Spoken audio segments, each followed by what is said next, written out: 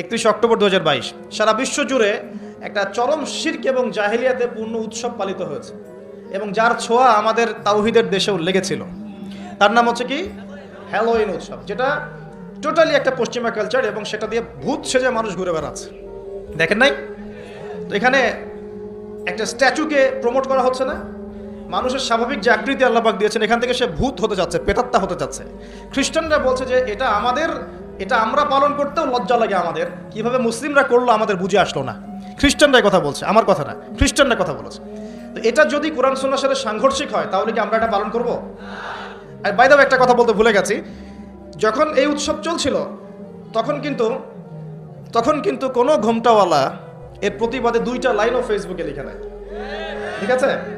হ্যাঁ, তারা ঘ্রাণ সম্পর্কে ঠিকই লিখেছে, তারা কিন্তু ঘ্রাণ ইস্যু নিয়ে খুব সোচ্চার। তাদের চোখের সামনেই হ্যালোইন উৎসব হয়ে গেছে, একটা লাইনও লেখার সাহস পায় নাই। কারণ লিখলে কি হবে? লিখলে ওই যে ভিতরে আযাব ভোগ করতে হবে, রিয়াল আর কথা বলবে না, ব্যাস, দ্যাটস অল। আপনারা সবাই কেমন আছেন? আলহামদুলিল্লাহ। সর্বাবস্থায় যাবতীয় প্রশংসা কার জন্যে? আল্লাহ পাক বলেছেন, লাইন শাকারতুম লাযিদান্নাকুম, তোমরা যদি আমার শুকরিয়া আদায় করো তবে আমি তোমাদের প্রতি আমার নেয়ামতকে বাড়িয়ে দিব ইনশাআল্লাহ। ওয়া লাইন কাফারতুম ইন্না আযাবি লাশাদীদ, আর তোমরা যদি আমার অকৃতজ্ঞ হও, আমার শুকরিয়া আদায় না করো, আমার সাথে কুফরি করো, তাহলে জেনে রাখো ইন্না আযাবি লাশাদীদ, আমার আযাব বড়ই কঠিন। আল্লাহ পাক কি শুধু গফুর রহিম? আল্লাহ পাক কি শুধুমাত্র পরম করুণাময় অসীম দয়ালুই, নাকি কঠিন শাস্তিদাতাও বটে? কোনটা? যারা আল্লাহর ওলি হতে পারবে, আল্লাহর বন্ধু হতে পারবে আল্লাহ রাব্বুল আলামিন, তাদের জন্য অবশ্যই গফুর রহিম, তাই নয় কি? আর যারা দুনিয়ার জীবনটা ফেরাউনের মতো কাটাবে, আল্লাহ পাক কি তাদের জন্য গফুর রহিম হবেন? সূরা মুমিন পড়ছিলাম মনে হয়, সেখানে একটা বিস্ময়কর আয়াত দৃষ্টিগোচর হলো, যেটা আগে খেয়াল করিনি। সেটা হলো যে ফেরাউন এবং তার যে দলবল ছিল, তারা যে জাহান্নামী আমরা জানি যে তারা আল্লাহ রাব্বুল আলামিনের আযাব এবং গজবে পড়েছে এবং লোহিত সাগরে আল্লাহ পাক তাদেরকে ডুবিয়ে মেরেছেন, এই তো, এটা আমরা সবাই জানি। কিন্তু এই সূরার মধ্যে পেলাম যে প্রতিদিন সকালে এবং সন্ধ্যায় কবরের বারজাখের জীবনে সকালে এবং সন্ধ্যায় ফেরাউন এবং তার অনুসারীদেরকে জাহান্নামে তাদের থাকার জায়গাটা দেখানো হয়। মানে জাহান্নামে কোথায় তাদেরকে রাখা হবে এই জায়গাটা সকাল সন্ধ্যায় তাদের সামনে উপস্থাপন করা হয় কবরের মধ্যে। তো কবর একটা মানুষের জন্য জান্নাতের টুকরা হবে, অথবা হবে কি জাহান্নামের গর্ত। সূরা হুজুরাতের প্রথম দিকে যে আয়াতগুলো আছে এগুলো পড়লে দেখবেন। বলে রাখি, সূরা হুজুরাত হচ্ছে সামাজিকতার সূরা। এই সূরার উপর আমল করলেই একটা ইসলামিক সমাজ প্রতিষ্ঠিত হওয়া সম্ভব। সূরা হুজুরাত শুধু একটা সূরাই যথেষ্ট। তো এই সূরার প্রথম দিকের আয়াতগুলোর মধ্যে আল্লাহ রাব্বুল আলামিন বলেছেন, একটু পড়ে দেখবেন বাসায় গিয়ে, রাসূলুল্লাহ সাল্লাল্লাহু আলাইহি ওয়াসাল্লাম যখন কথা বলেন, তোমরা তার কণ্ঠস্বরের উপরে তোমাদের কণ্ঠস্বরকে উঁচু করো না। লা তারফাউ আসওয়াতাকুম ফাওকা সাওতিন নবী, তোমরা নবীর কণ্ঠস্বরের উপরে তোমাদের কণ্ঠস্বরকে উঁচু করো না। কি হবে? আন তাহবাতা আমালাকুম ওয়া আনতুম লা তাশউরুন, এই কণ্ঠস্বর উঁচু করার কারণে তোমাদের সমস্ত নেক আমল ধ্বংস হয়ে যাবে, তোমরা টেরও পাবে না। মানে কবর গিয়ে দেখবে কোনো আমল নাই, ডিলিট। কখন ডিলিট হয়েছে? যখন আদবের খেলাফ কাজ করেছে। তো এখন রাসূল সাল্লাল্লাহু আলাইহি ওয়াসাল্লাম নেই, ঠিক আছে, নবীর ওয়ারিশগণ কি আছেন? নবীর ওয়ারিশগণ কারা? নবীর ওয়ারিশগণ কাদেরকে বলা হয়? উলামায়ে কেরাম। নবীগণ যে মিরাস রেখে গেছেন, এটা তারা টাকা পয়সা সোনা দানা রেখে যান নাই, তারা রেখে গেছেন আল্লাহর দ্বীনের জ্ঞান। এই জ্ঞান অর্জন করেন আলেম ওলামারা। তারা যখন কোরআন এবং সুন্নাহ থেকে সেই আল্লাহ এবং সেই রাসূলের কথাই আপনাদের সামনে ব্যাখ্যা করে শোনাবেন ও উপস্থাপন করবেন, তখন কোরআন এবং সুন্নাহর কথার সামনে কি কণ্ঠস্বর উঁচু করা যাবে? এই সেন্সে আমি বলেছি, আমি আমার ইন্টারপ্রিটেশন থেকে বলেছি যে যেখানে কোরআন এবং সুন্নাহর আলোচনা হয় সেখানে দুনিয়াবি কাজ, কথা এবং উচ্চস্বরে কথাবার্তা বলা ঠিক না, শোভা পায় না। হ্যাঁ, যদি এটা কনসার্ট হতো আপনি বলতে পারতেন।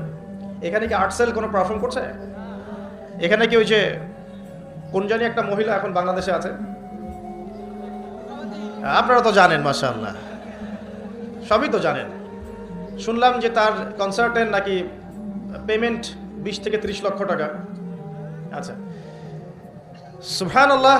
একজন ইমামের বেতন দেওয়ার সময় আমরা হিসেব করি, তাই না? 10,000 টাকা না 8,000 টাকা, 2,000 টাকা বাড়াতে আমাদের কলিজা কাঁপে।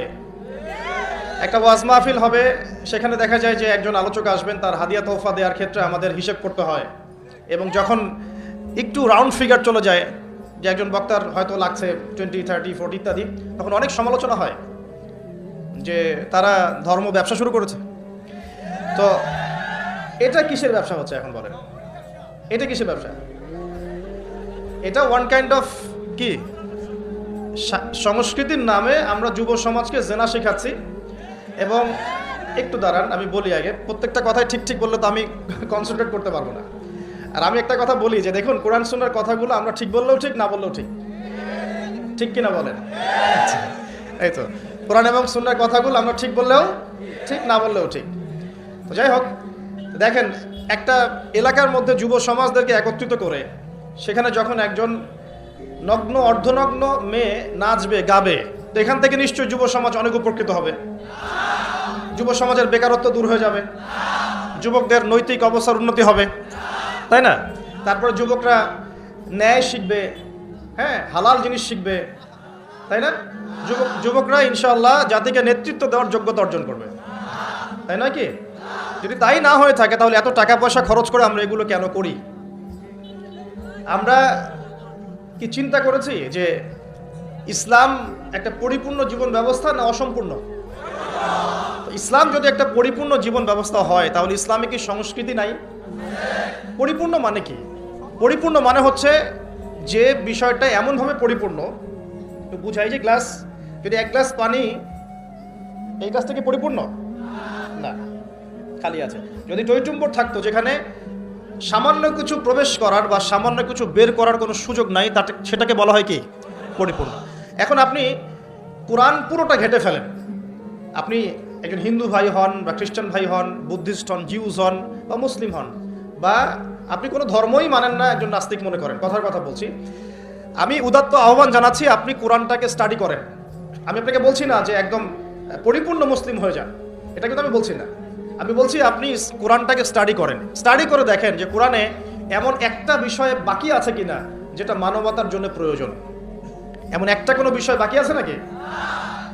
মানুষের জীবনে কয়েকটা ক্ষেত্র থাকে, ইবাদত বন্দেগীর জীবন থাকে, যেখানে আপনি ইবাদত বন্দেগী করবেন, নামাজ, রোজা, হজ, যাকাত, আধ্যাত্মিকত্ব, আল্লাহর মারিফত অর্জন, আল্লাহর ওলি হবেন, পরকালে জান্নাতে যাবেন। এই তো মানুষের ইবাদতের একটা জীবন থাকে, মানুষের একটা পারিবারিক জীবন থাকে। পারিবারিক জীবনে আপনি পরিবারকে ডিল করবেন, সন্তান সন্ততি প্রতিপালন করবেন ইত্যাদি। সামাজিক জীবন থাকে একটা, সামাজিক জীবনে আপনি সমাজের মানুষের সাথে ডিল করেন, মোয়ামেলাত থাকে আপনার। কি বলবো, আমরা as a social human being আমরা সমাজে অনেক কাজ করি যেগুলো আমাদেরকে সামাজিক হতে শেখায়। একসাথে আমরা একটা সমাজ গড়ি, একে অপরের পাশে দাঁড়াই, একে অপরের দুঃখ কষ্ট ভাগাভাগি করে নেই। একটা পলিটিক্যাল লাইফ থাকে যেখানে আপনি আল্লাহর এই জমিনের মধ্যে আল্লাহ পাকের দ্বীনের প্রচার প্রসার করবেন, বা আপনি মানুষের মধ্যে ন্যায়ের মানদণ্ডে বিচার ফয়সালা করবেন। এই তো একটা মানদণ্ড থাকে। আপনার সাংস্কৃতিক জীবন থাকে, আপনার ইকোনমিক সেক্টর থাকে, আপনি ব্যবসা বাণিজ্য করবেন, চাকরি বাকরি করবেন। মানুষের জীবনে এরকম কয়েকটা সেক্টর দিয়ে গঠিত: পরিবার, ইবাদত, আপনার আধ্যাত্মিকত্ব, আপনার সমাজ, আপনার রাষ্ট্র, আপনার এই যে সংস্কৃতি, আপনার অর্থনীতি। এগুলি তো, বাইরে আর কিছু লাগে? একটা মানুষের জীবনের এই কয়েকটা ফেজ থাকে, অধ্যায় থাকে, এবং আমাদের সবার জীবনে কিন্তু এই অধ্যায়গুলো আছে, আলহামদুলিল্লাহ। এখন আপনি কোরআনটাকে অনেস্টলি পড়েন, নিরপেক্ষভাবে পড়বেন, পক্ষপাতিত্ব করে নয়, নিরপেক্ষভাবে কোরআনটাকে স্টাডি করে দেখেন যেমন একটা বিষয় কোরআনে বাকি আছে কিনা যেটা একটা মানুষের জীবনে চলার পথে প্রয়োজন হয়। যদি দেখেন যে একটা বিষয় বাকি নাই, তাহলে বুঝতে হবে এই কিতাব সাধারণ কোনো কিতাব নয়, এটা মহাবিশ্বের মহাস্রষ্টা আল্লাহর পক্ষ থেকে নাজিল হয়েছে। আর যখন আপনি বুঝতে পারবেন যে হ্যাঁ এটা আল্লাহর পক্ষ থেকে এসেছে, তখন আপনার একটাই কর্তব্য, এর সামনে আত্মসমর্পণ করা। এর নাম ইসলাম। হাদিসের মধ্যে চলে যান, দেখবেন নবী সাল্লাল্লাহু আলাইহি ওয়াসাল্লামের হাদিস, যে মিশকাতের কথাই বলছি, মিশকাতুল মাসাহিহ বইয়ের মধ্যে দেখবেন যে মাথার চুলটাকে কিভাবে আঁচড়াতে হবে এর জন্য আলাদা একটা অধ্যায় আপনি পাবেন।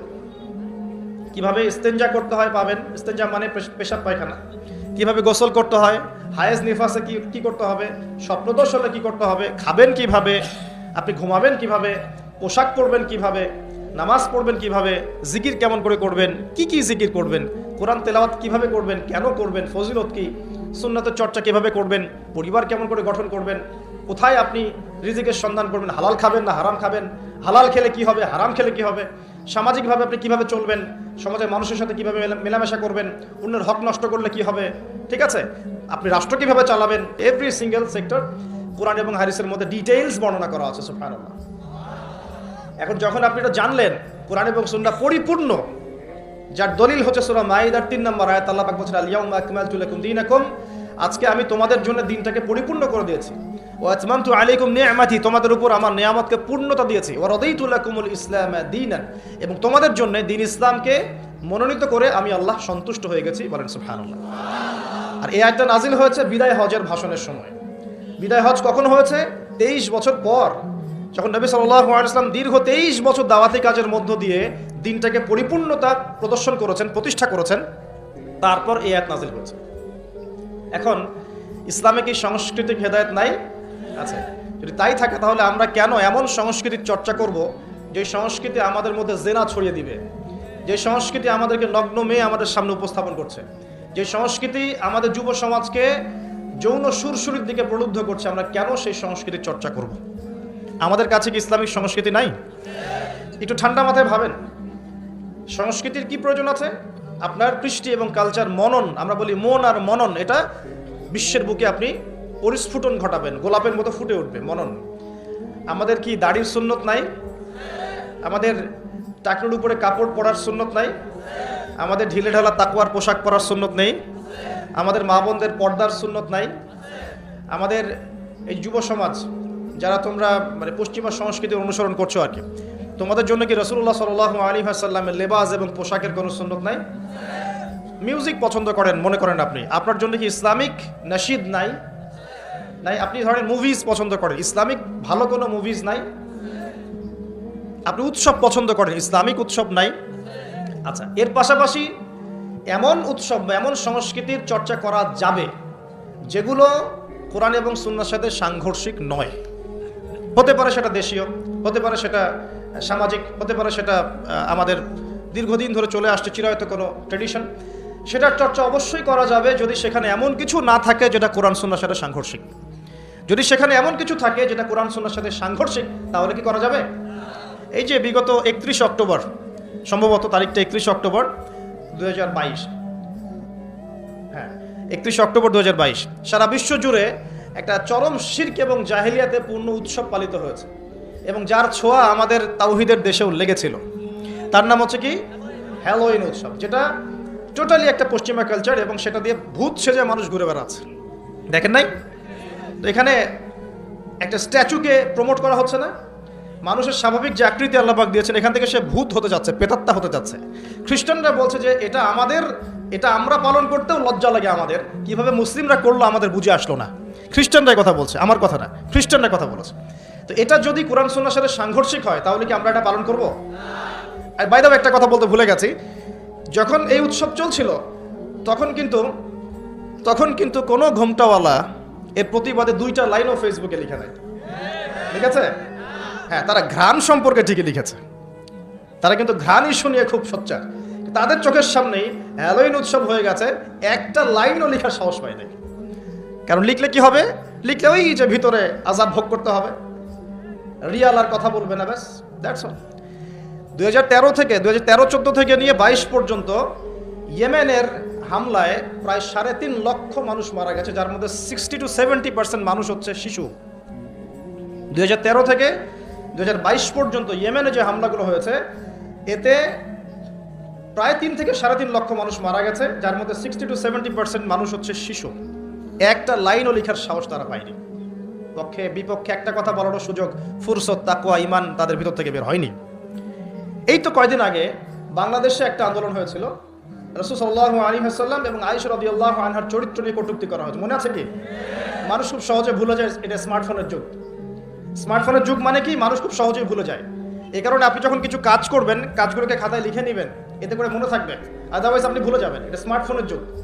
আর এই ফোনটার নাম স্মার্ট হলেও এই ফোনটা খুব একটা স্মার্ট নয়, কথা বুঝতে পারছেন? বরং ফোনটা আমাদের দিন দিন আনস্মার্ট করছে আমাদেরকে আর কি। তো দেখুন কয়দিন আগে এটা হয়েছে, এবং সেই আন্দোলনে দেখা গেছে আলেম ওলামা তো অবশ্যই, অনেক পলিটিক্যাল লিডার্স এবং আমাদের জেনারেল ভাইরাও কিন্তু রাস্তায় নেমে মিছিল করেছিল, মনে আছে? এই তো কয়দিন আগে, এটা মেবি জুন জুলাই সামথিং এরকম হবে আর কি। তখন কিন্তু তাদের কেউই কোনো প্রতিবাদ করে না, যা করেছে যত সামান্য, এবং যারা এটার প্রতিবাদ করেছে ওদেরকে তারা বলেছে এটা জায়েজ নয়, না জায়েজ, এসব প্রতিবাদও করা যাবে না। সুবহানাল্লাহ, মনে আছে কি? মনে করায় দিই। তারপরে আমাদের মধ্যপ্রাচ্যের অনেক বড় বড় রিনাউন্ড শায়েখ, অনেক বড় বড় রিনাউন্ড শায়েখ, যাদের নাম শুনলে আমরা আসলে তাদের শ্রদ্ধাটা ঠিক মতো করতে পারি না। তাদের যে পরিমাণ জ্ঞান প্রজ্ঞা আল্লাহ পাক দিয়েছেন, এটা অর্জন করতে আমাদের মনে 100 বছর লেগে যাবে। এরকম বড় বড় অনেক শায়েখ হঠাৎ করে হারিয়ে গেলেন, নাই। কোথায়? ওই যে আন্ডারগ্রাউন্ডে। কি হয়েছে? হকপন্থী, হকের কথা বলেছেন কিছু, কি করেছে? ওই সিনেপ্লেক্সের এগেনস্টে কথা বলেছে, অশ্লীলতার বিরুদ্ধে কথা বলেছে, হ্যাঁ, পর্দার খেলাফ কিছু হচ্ছে